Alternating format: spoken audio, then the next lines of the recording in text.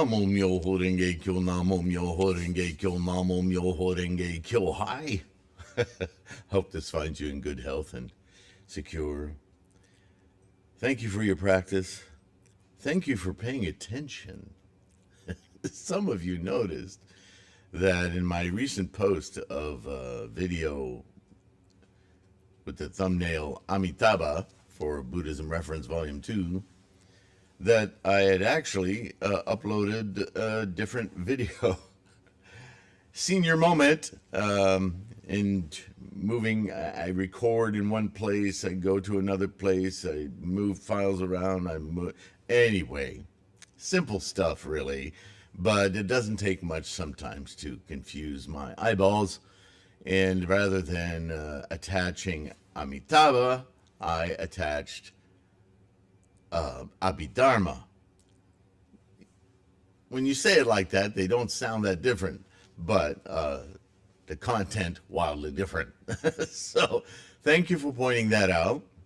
And as soon as I saw it yesterday, I removed the improper file and uploaded the file as it should have been uploaded. Of course, unfortunately, and the reason I'm talking about it today, not only to thank you, but I really wanted to thank you in your comment, but of course, as you remove a video from YouTube, so do all of its attached comments and etc. So, sorry, I just wanted you to know I appreciate your perspicacity. Okay, let us continue, let me continue, let this continue. The TLK or Sylvain transcription with annotations, heavily annotated, Lotus Sutra. We left off, we were still in the first chapter of the prologue, or the Innumerable Meanings Sutra. These are the true good friends for all living beings. These are the great field of merits for all living beings. Once again, don't lose sight of the fact that Shakyamuni is always making reference to his personages, people that he speaks of in these stories as exemplars of activities of the mind. Buddhism is about the mind. So here he is again, talking about those who teach Myoho Renge Kyo, the Dharma of the wonderful lotus blossom. And he's saying these are true good friends for all living beings, right? Bodhisattvas, people who teach, who share with others the path to enlightenment, are good friends. But in the same sentence, separated only by the modest comma, these are the great field of merits for all living beings. Yet another comma, these are the unsummoned teachers for all living beings, comma, and these are the peaceful place of pleasure, relief, protection, and great support for all living beings. So this lends more dimension to a concept, and it's an area of study that very few other than Nichiren Tendai, really, Zi or Zhangran later on, spent discussing the 3,000 realms in a single thought moment. That's what these are. These influences, these tendencies, more accurately, tendencies used in a constructive manner, in a life-affirming manner, produce the merits, the unsummoned teachers, right? What psychoanalysts would call or used to call the little professor, right? We all have this tendency to want to show what we know, right? It's part of our samsaric design. But when we use that show what we know in order to spread the teachings of enlightenment, then we are doing something hugely beneficial for all living beings. You see, these aren't a collection of skills, they're innate. This is why Buddhahood is innate. But skills, right? If we're going to use that word, how do skills manifest? I mean, certainly you have some skills that are pretty innate to you. Those are your tendencies and conditions. But you also have skills of self-destruction and negativity, blah, blah, blah. So how do you hone a skill? How do you create a skill? You work on it repeatedly. Namo Myoho Renge Kyo. Chant. Work on your Buddha-ness repeatedly.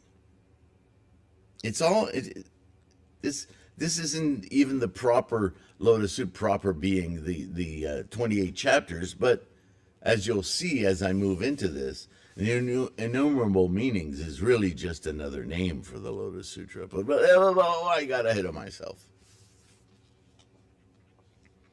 Anyway, they serve as eyes for blind beings, and as ears, nose, and tongue for those who are deaf, who have no nose, or who are dumb, make deficient organs complete, turn the deranged into the great correct thought. As the master of a ship, or the great master of a ship,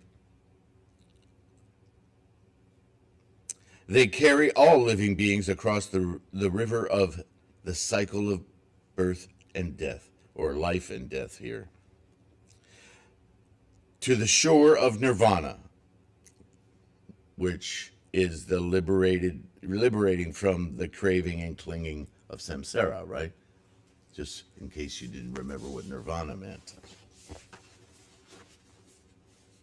As the king of medicine, or the great king of medicine, they discriminate the phases of a disease, know well the properties of medicines, dispense medicines according to the disease, and make people take them.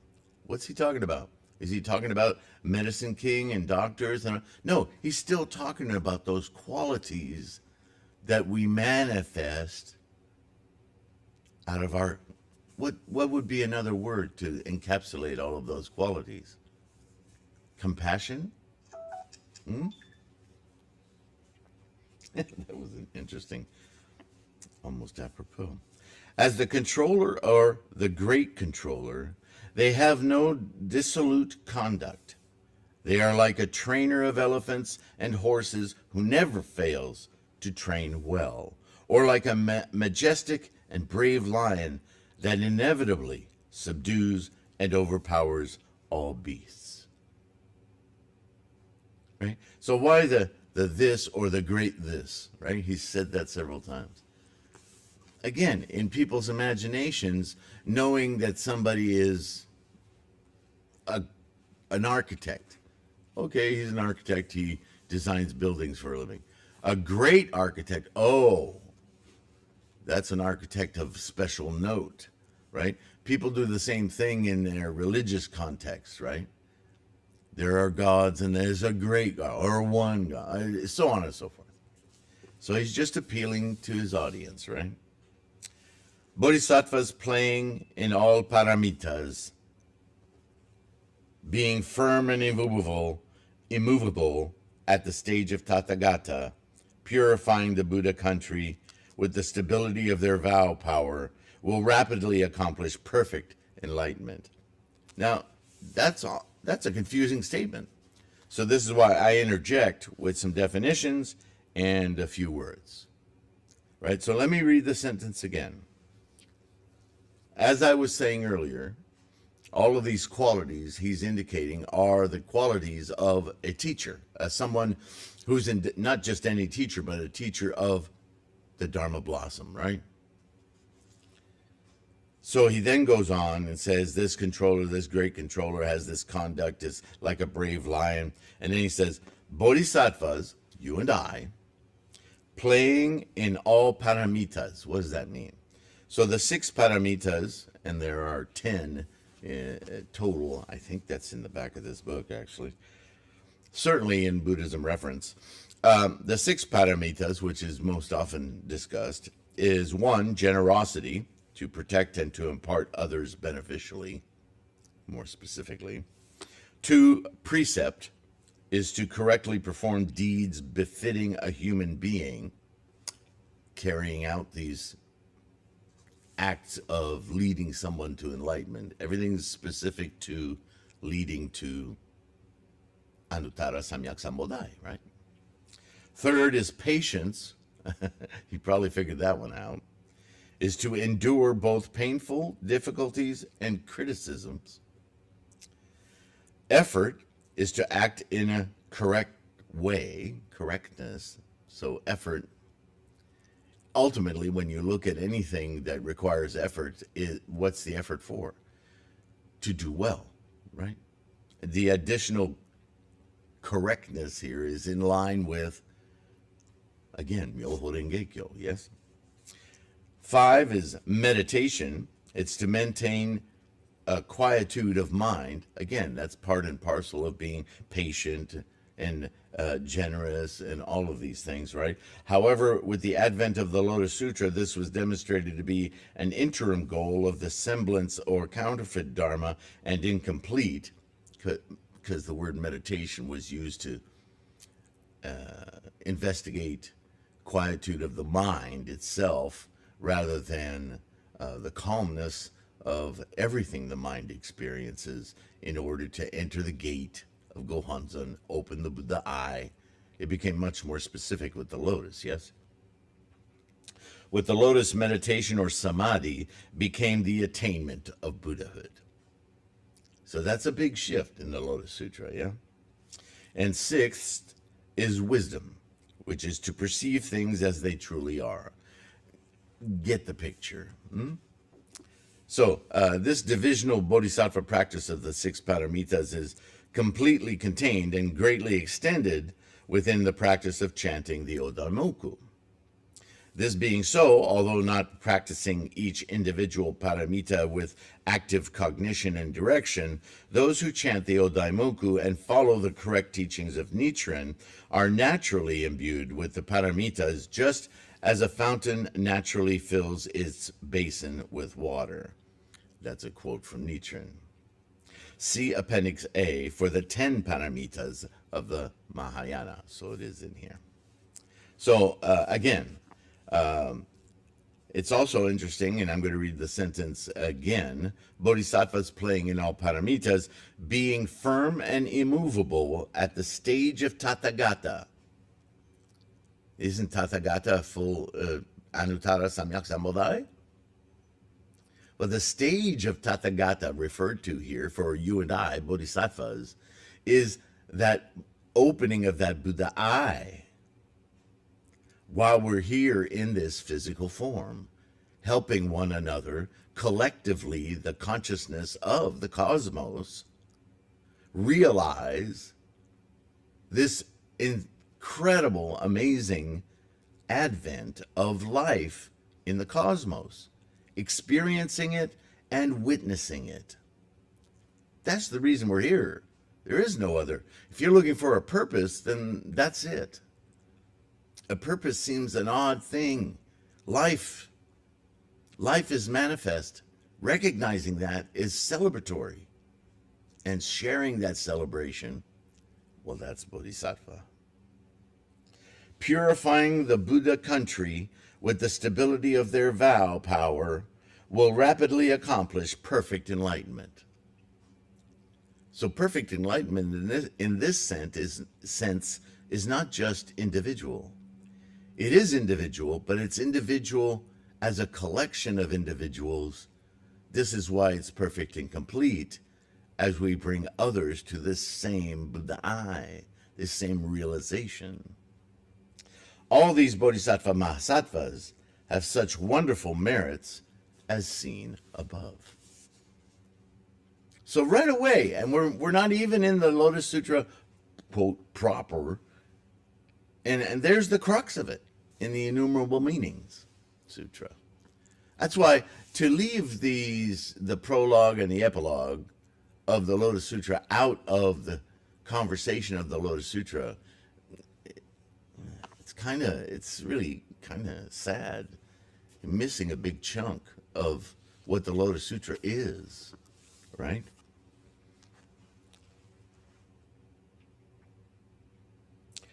Those bhikshus' names were Great Wisdom Shariputra, right? Or Sharihotsu, as you may know from Gangil.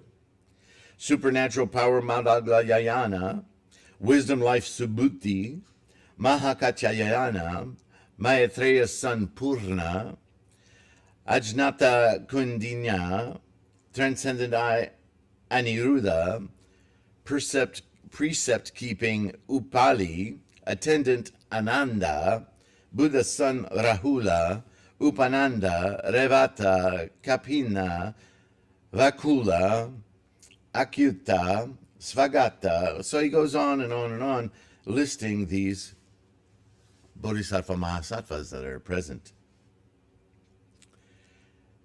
There were 12,000 bhikshus such as these. All are arhats, unrestricted by all bonds of faults, free from attachment, and truly emancipated, liberated from craving and clinging, but with the exception of their own bodily self, which is going to get blown apart in the Lotus Sutra, right? See Arhat in Buddhism reference. This is the big stumbling block of pre-Mahayana and into Mahayana, right?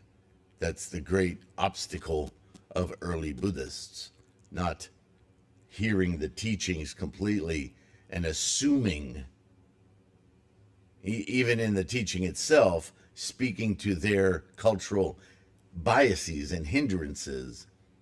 They got stuck there, and and Shakyamuni, for his role, played a part in it, but in the Lotus Sutra and in later, early Mahayana, as well as finally in the Lotus, he just, no more of this. It's time to stop practicing with this fallacy of a personage as eternal throughout time, without death, or rebirth, or any of that. That's just malarkey. Stop thinking that way. It's prohibiting your enlightenment. At that time, the Bodhisattva Mahasattva Great Adornment, seeing that all the groups sat in settled mind, ready to pay attention, rose up from his seat, went up to the Buddha with the 80,000 Bodhisattva Mahasattvas in the assembly. The number just keeps growing, yeah? Made reverence at his feet, 100,000 times made procession around him. Must have seemed like it. Burned celestial incense, scattered celestial flowers, and presented the Buddha with celestial robes, garlands, and jewels of priceless value, which came rolling down from the sky and gathered all over like precious clouds. The celestial bins and bowls were filled with all sorts of celestial delicacies, which satisfied just by the sight of their color and the smell of their perfume. They placed celestial banners, flags, canopies, and playthings everywhere, pleased the Buddha with celestial music, and then went forth to kneel with folded hands and praised him in verse, saying with one voice and one mind. Now, I want to address something really quickly, and it's not written in here, but why, if we're talking about the enlightenment of the mind, is it a common refrain throughout, certainly the Lotus, but the history of teachings of Buddhism, this constant reminder of value, right? Everything's priceless jewels and rare flowers and scents and all of this. And perhaps this is the world today, so I'm not going to blame the United States alone, but this idea that value and respect, dignity, is somehow attached not only to currency, but the currency of our commitments, our depth of resolve. I know we see it everywhere, and it bothers me. But again, we have to remember that this is a teaching meant to be heard by people in whatever place they are in their Buddhist practice, and non-Buddhists. Their reference for life, their reference is samsaric. And in samsara, everything is about attachment. Everything is about ownership, possession, quantity, right? If this is good, then more is better, right? That's samsara. So this is why that language is strewn throughout. And it's difficult when this language is in here to remind ourselves that this is about the mind. And maybe if we can use as a stepping stone the mind's tendency to be attracted to shiny things, to quantity and possession, think of them, the tiny little atomic monkeys in the brain, right?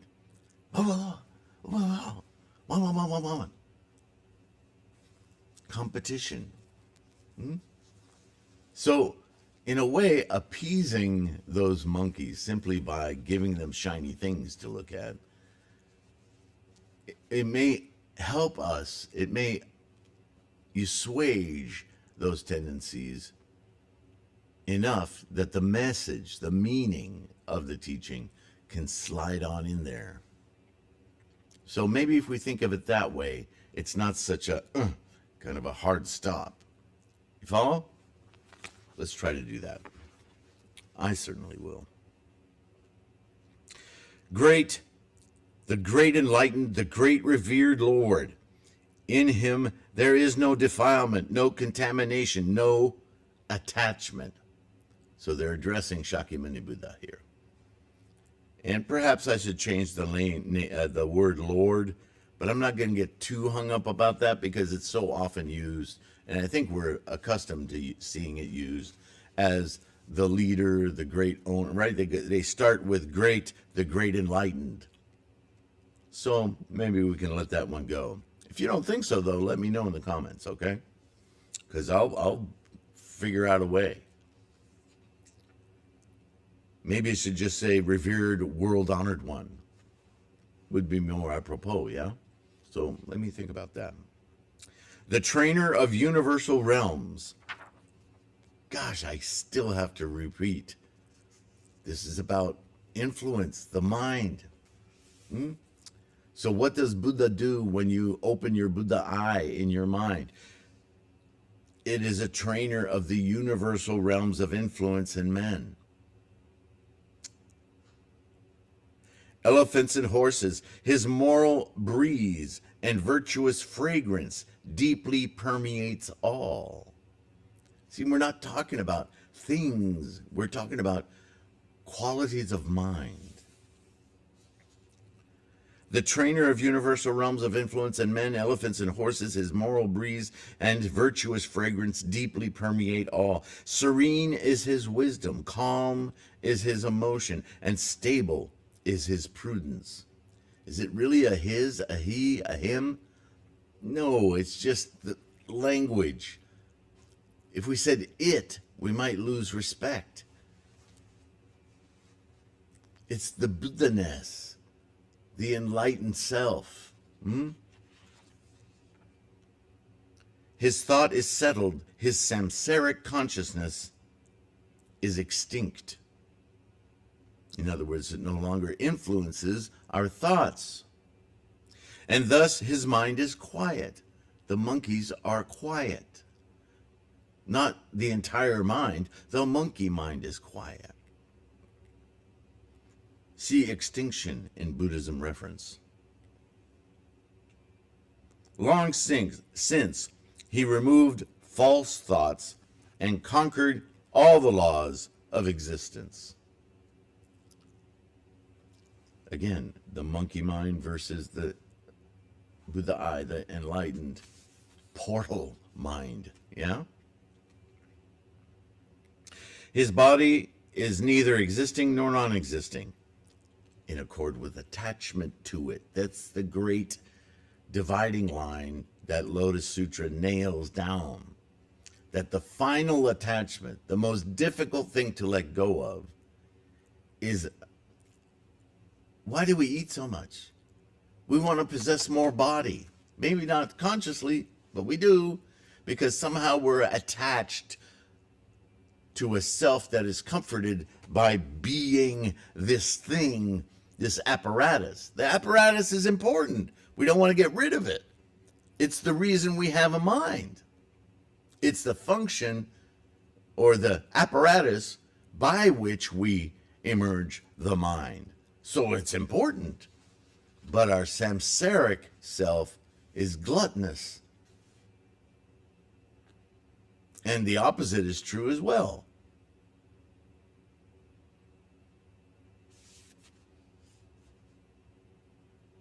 Without cause or condition, without self or others, neither square nor round, neither short nor long, without appearance or disappearance, without birth or death, neither created nor emanating, neither made nor produced, neither sitting nor lying, neither walking nor stopping, neither moving nor rolling, neither calm nor quiet, without advance or retreat, without safety or danger, without right or wrong, without merit or demerit, neither that nor this, neither going nor coming, neither blue nor yellow, neither red nor white, neither crimson nor purple, without a variety of color, born of components, meditation, wisdom, emancipation, and knowledge. Merit of contemplation, the six transcendent faculties, and the practice of the way, the Buddha way, sprung of benevolence and compassion, the 10 powers and fearlessnesses. He has come in response to good karmas of living beings. He reveals his body 10 feet 6 inches in height, glittering with purple gold, well-proportioned, brilliant, and highly bright. The mark of hair curls as the moon. In the nape of his neck there is a light as of the sun. The curling hair is deep blue. On the head there is a protuberance. The pure eyes, like a stainless mirror, blink up and down. The eyebrows trail in dark blue. The mouth and cheeks are well formed. The lips and tongue appear pleasantly red, like a scarlet flower. The white teeth, 40 in number, 40, appear as snowy agate. Broad the forehead, high-bridged the nose, and majestic the face. The chest, with a swastika mark, is like a lion's breast. The hands and feet are flexible with the mark of 1,000 spokes. The sides and palms are well-rounded and show in fine lines. The arms are elongated, and the fingers are straight and slender. The skin is delicate and smooth, and the hair curls to the right. The ankles and knees are well defined, and the male organ is hidden like that of a horse. The fine muscles and the collarbone and the thigh bones are slim like those of a deer. The fine muscles, the chest and back are shining, pure, without blemish, untainted by any muddy water, unspotted by any speck of dust. There are 32 such signs. The 80 kinds of excellence are visible, and truly there is nothing of form or non-form. Interesting. Sounds like a contradiction, yeah? All visible forms are transcended.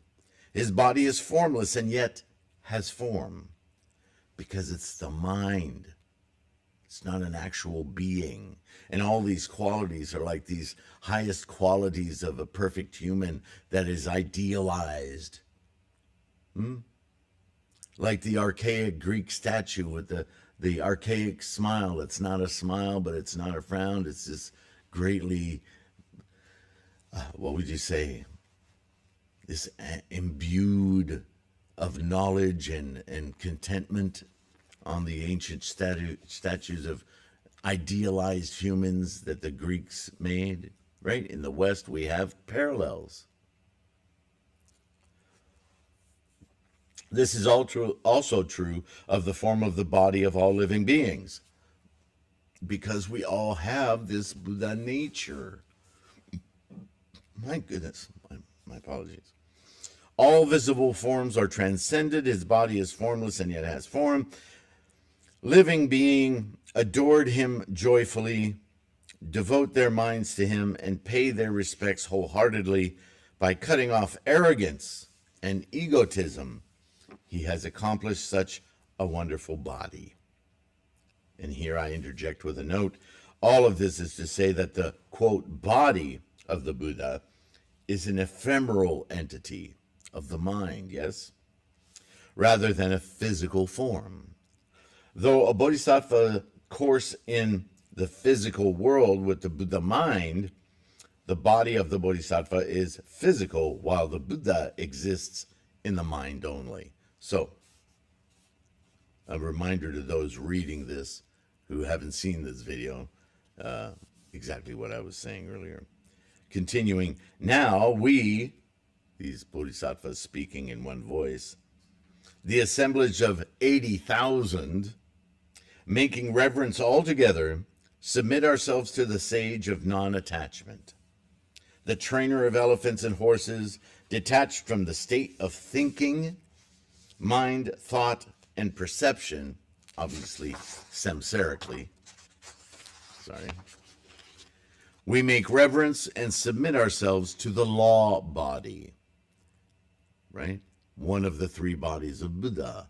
The law body being the renge, the aha, the now I get it. To all commands, meditation, wisdom, emancipation, and knowledge. We make reverence and submit ourselves to the wonderful character. We make reverence and submit ourselves to the unthinkable. In other words, without the samsaric mind, the monkey mind. The unsamsarically thinkable. The profound voice sounds 8 ways, as the thunder sounds. Where's that note? It is sweet, pure, and greatly profound. He teaches the 4 Noble Truths, the 6 Paramitas, and the 12 Causes, according to the working of the minds of living beings.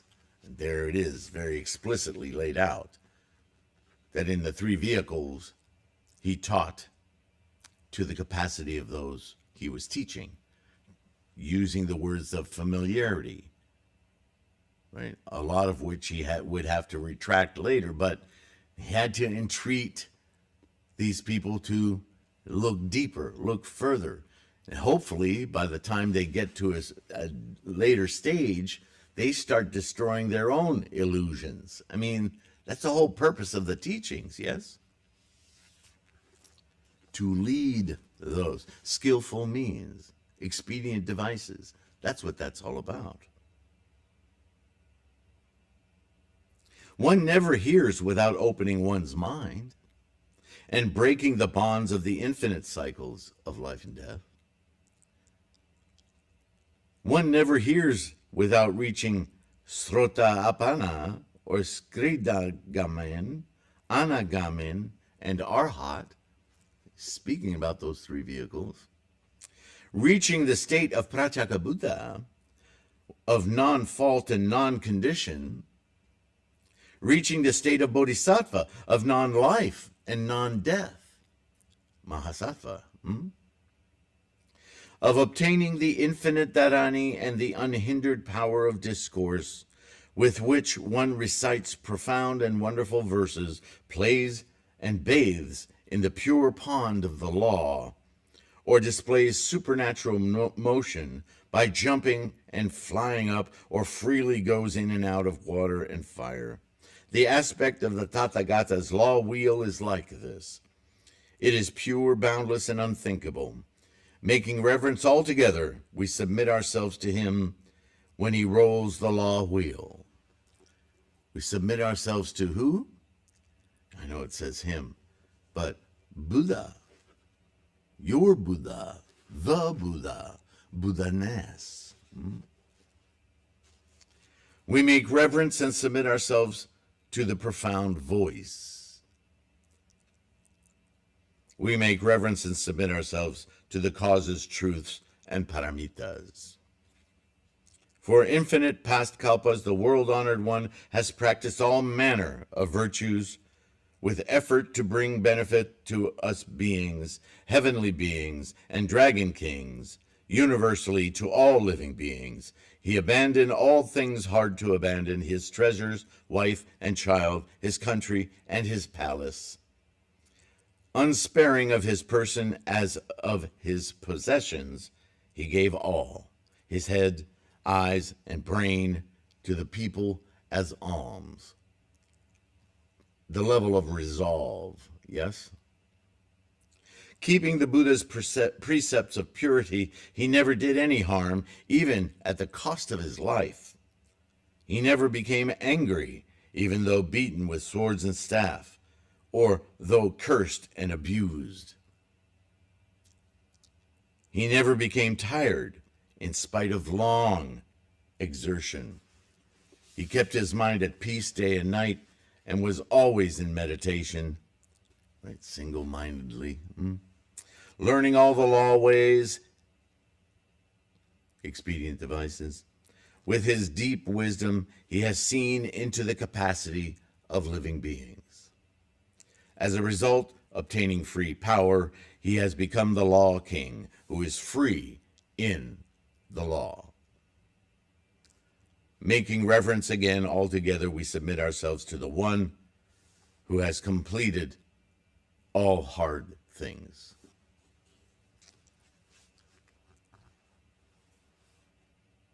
Now, I close out this first chapter with quite a few words about this opening sutra, but I've already gone on a while, so I'm going to save that for the next video. I think you'll be interested to hear how I encapsulate this. And again, your comments are welcome. Like I said, I didn't, that one use of the word Lord, I may just go back and edit that. I'm still honing this book. It's a large work, so it's going to take some time. It is available now. If you want it in its current form, just to read along with me and make your own notes in it, that's fine. Just be aware, it says right on the website, on threefoldlotus.com anyway, that it is an artist proof. Yeah.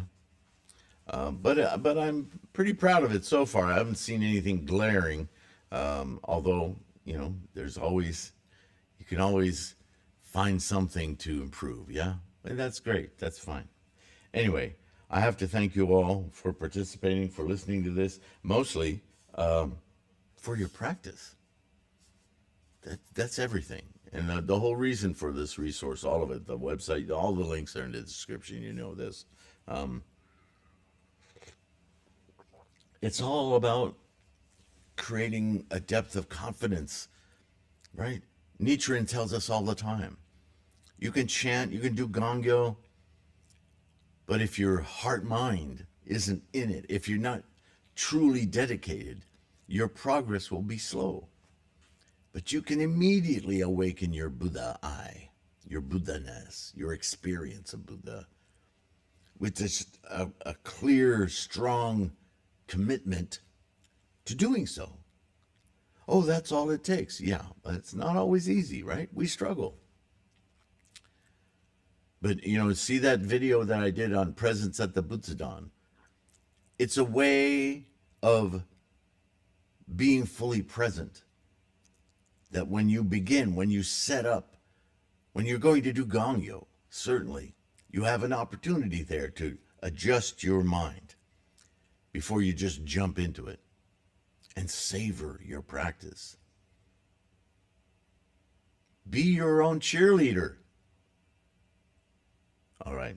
Best of luck.